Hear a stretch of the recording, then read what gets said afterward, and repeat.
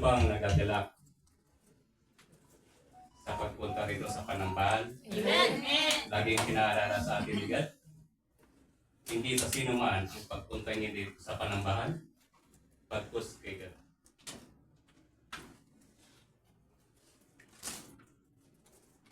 Maganda ang tatapik.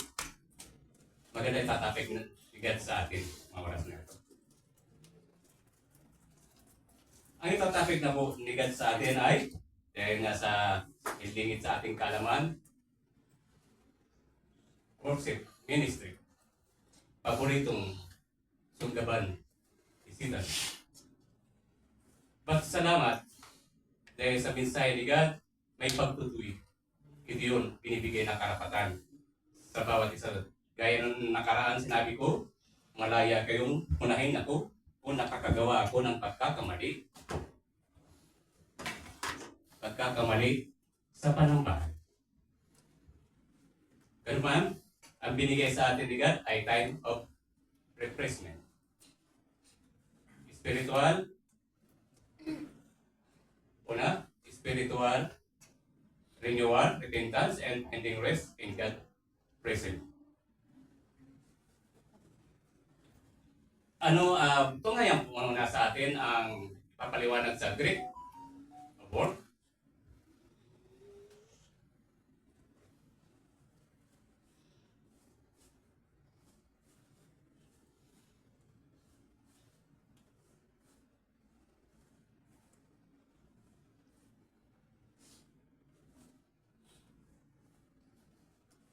Spiritual renewal and finding rest in God's presence. Meaning repentance. Lagi natin naririnig. Subalit, patuloy natin binabaliwan. Pumapasok tayo sa Panambahan. Subalit, repentance hanggang pandinig ng Panginoon. Hanggang hindi pa nga tayo nagbabasa ng Holy Bible para maunawaan natin ang repentance. Ang repentance kung saan binanggit sa Holy Bible, ilang beses siya binanggit? 106 times binanggit ang repentance, repentance. Sa Old Testament, 42 times. Sa New Testament, 64 times. Kung mabubuhay tayo hanggang 75 years lang tayo, but sobra-sobra itong bilang na to sa sinasabing repentance. Pasalamat po tayo at tinawag na po tayo ni God sa kanyang Panambahan para makakilala ng tutubusan sa kanya. And great words connected to spiritual renewal, repentance, and rest in God's presence are metanoia, change of mind, repentance, anaphysis, anapao, inner rest and refreshment, and anaphysis, times of refreshment and renewal. The key Greek terms, basahin na po natin para maunawaan natin. The Greek terms, metanoia, translated as repentance, literally means a change of mind or transcending your own way thinking. Magalig-galigitibong kaisipan natin nang hindi natin nakakilala, kalimutan po na natin. Involves turning away from all habits and redirecting your heart towards God. Focus na natin ang ating puso't diwa sa harapan ni God. Anapausis. Yes, anapau. Translated is refreshing of revival. Ang mensahe binigay sa atin ni God, found in Acts 3:19. Literally means recovering from fit or reviving with fresh air, denoting spiritual cooling and restoration from the presence of the Lord. Now, a time of refreshment sermon typically focuses on spiritual renewal, repentance, and finding rest, the God's presence based on Acts 3:19 and highlights turning away from sin, deceive God's grace, peace, and inner strength. Now, ito na binigay sa atin ni God mensahe.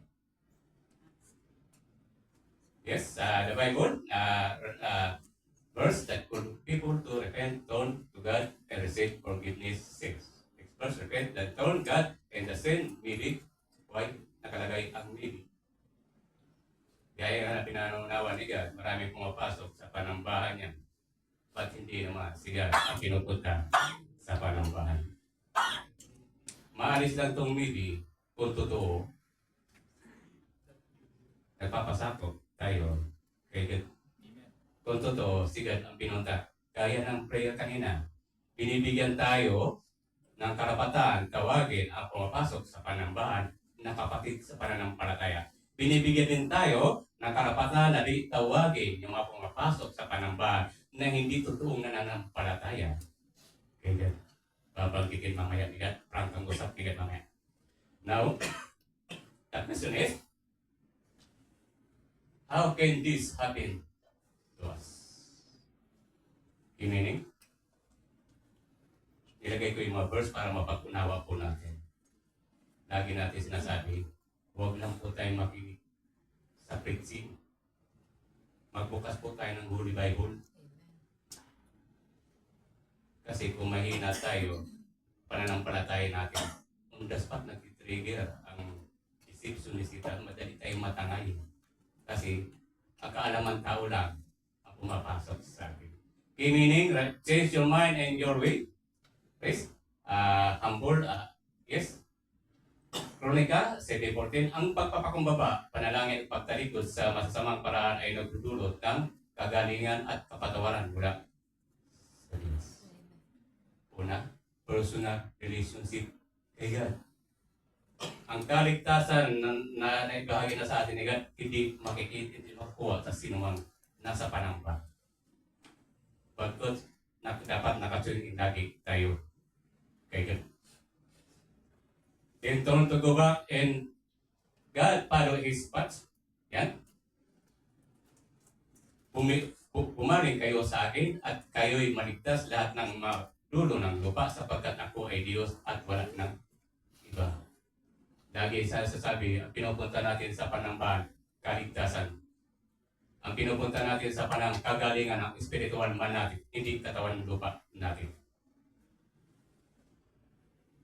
Saints wipe up, out. Isaiah 43:25. Ako sa makatuwid, bagay ako siyang nagpupura ng iyong mga pagsalangsang alang-alang sa akin at hindi na inaalala ang iyong mga kasalanan. Kung totohanan tayo nagpapasakop kay God, totohanan natin sinisik si God sa ating mga buhay, wash out ang ating kasalanan sa harapan ni God.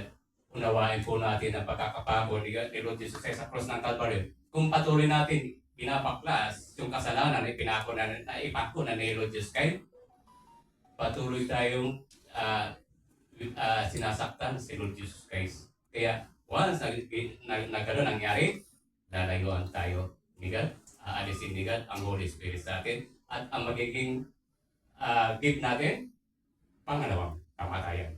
Walang pangalawang buwan. Ang tuwa lang ni Satan sa atin. Gaya ng nararamdaman. Masakit po kasi kaluluwa eh.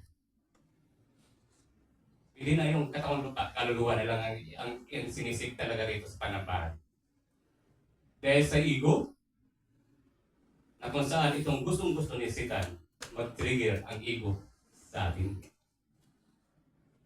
Kaya nga, binibigyan tayo ng karapatan mag-review on the spot. Pag nakaranas tayo ng negatibong kaisipan, i-review po natin kaagad. Maririnig po ni God ang ating babanggitin sa Kanya na mapagtagumpayan natin ang gawa ni Satan sa atin. Time of praising. Diba? Receive spiritual peace and renewal from God. Ibig sabihin, kaya lang po natin matutunghayan ang pagbabago sa buong pagkatao natin. Higit sa lahat sa ating kaluluwa. Isaiah 40:31. Ang mga umaasa sa Panginoon ay nagbabago ng kanilang lakas. Sila ay papailang lang sa mga pakpak na parang mga agila. Sila ay tatakbo na hindi napapagod. Sila nilakad na hindi nanghihina. Hindi lingid sa ating kalaman, may mga kapatiran tayo, nagkaroon ng problema, trabaho, anumang problema, nakalimutan.